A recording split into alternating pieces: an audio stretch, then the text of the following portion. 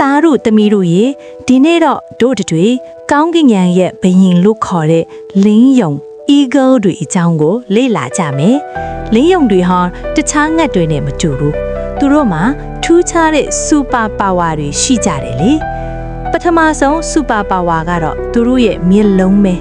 သားတို့သမီးတို့သိလားလင်းယုံတို့ရဲ့အမြင်အာရုံဟာလူတွေထက်8ဆလောက်ပိုအားကောင်းတယ်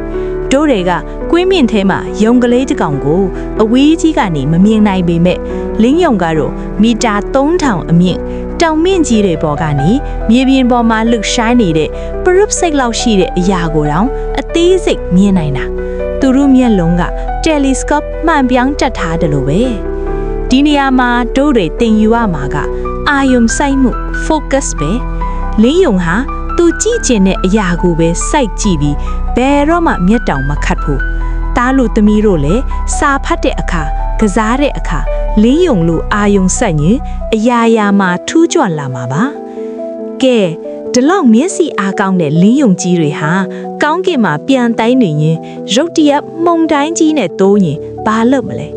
တထားငှက်တွေကတော့ကြောက်ပြီးပုန်းကြတာပေါ့ဒါပေမဲ့လင်းယုံကတော့မှုန်တိုင်းကိုကြောက်ရမယ်အစားမှုန်တိုင်းကိုအသုံးချပြီးထူးဆန်းတဲ့အရာတစ်ခုလုပ်လိုက်တယ်အဲ့ဒါကဘာဖြစ်မလဲဆိုတာဒုတိယပိုင်းမှာဆက်ကြည့်ရအောင်